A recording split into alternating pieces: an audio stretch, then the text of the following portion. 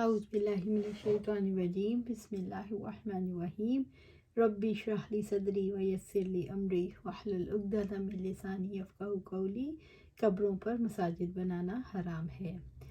حضرت علی رضی اللہ تعالیٰ عنہ کے پوتے حضرت حسن بن حسن فوت ہوئے تو ان کی بیوی نے 1 سال تک ان کی قبر پر خیمہ لگائے رکھا۔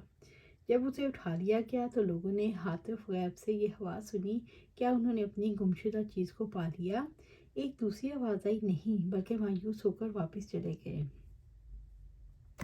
حضرت عائشہ رضی اللہ تعالیٰ عنہ سے روایت ہے، وہ نبی صلی اللہ علیہ وآلہ وسلم سے بیان کرتی ہیں، آپ نے اپنی مرض وفات میں فرمایا، اللہ تعالیٰ یہود و نصارہ پر لعنت کرے کہ انہوں نے اپنے پیغمبروں کی قبروں کو سجدہ گاہ بنا لیا۔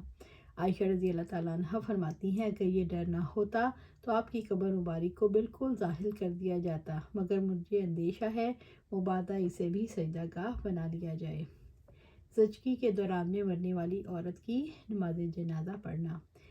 حضرت سمرہ بن جندب رضی اللہ تعالیٰ عنہ سے روایت ہے، انہوں نے فرمایا، میں نے نبی صلی اللہ علیہ وسلم کے پیچھے ایک ایسی عورت کی نماز جنازہ پڑھی جو دوران زچگی میں فوت ہو گئی تھی، تو آپ اس کے درمیان میں کھڑے ہوئے تھے۔ عورت اور مرد کی نماز جنازہ پڑھاتے وقت امام کہاں کھڑا ہو؟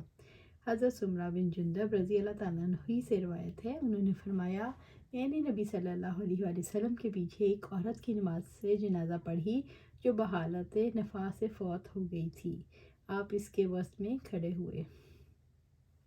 مرد کے جنازے کے متعلق حضرت انس بن مالک رضی اللہ تعالیٰ عنہ سے مروی ہے، انہوں نے ایک شخص کی نماز جنازہ پڑھائی تو اس کے سر کے پاس کھڑے ہوئے۔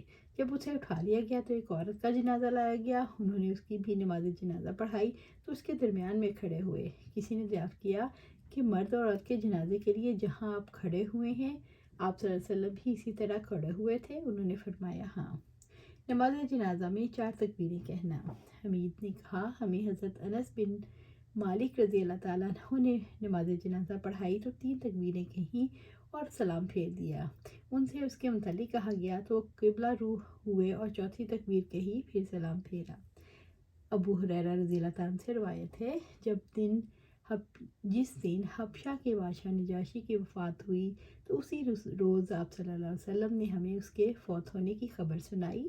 صحابہ کرام رضی اللہ تعالیٰ عنہم اجمعین کے ہمراہ آپ عیدگاہ تشریف لے گئے، ان کی صف بندی کی اور ان کی نماز جنازہ میں آپ نے 4 تکبیریں کہیں۔ حضرت جابر رضی اللہ تعالیٰ عنہ سے روایت ہے کہ آپ صلی اللہ علیہ وآلہ وسلم نے نجاشی کی نماز جنازہ پڑھی تو 4 تکبیریں کہیں۔ یزید بن ہارون اور عبد الصمد نے بھی یہی بیان کیا ہے۔ نماز جنازہ میں سورۃ فاتحہ پڑھنا۔ حضرت حسن بصری بیان کرتے ہیں رحمۃ اللہ علیہ کہ بچے کے جنازے پر امام سورۃ فاتحہ پڑھے اور پھر یہ دعا کرے، اے اللہ اسے ہمارے لیے میرے کارواں، ذخیرہ آخرت اور باعث اجر و ثواب بنا دے۔ آج یہی اس کا اختتام کرتے ہیں، پھر کنٹینیو کریں گے انشاءاللہ۔ اللہ سبحانہ تعالیٰ سے دعا ہے جو ہم قرآن و سنت سے پڑھتے ہیں، اللہ سبحانہ تعالیٰ ہمارے دلوں میں اتار دے اور ہمارے عملوں میں اس کا اظہار فرما دے، آمین یا رب العالمین۔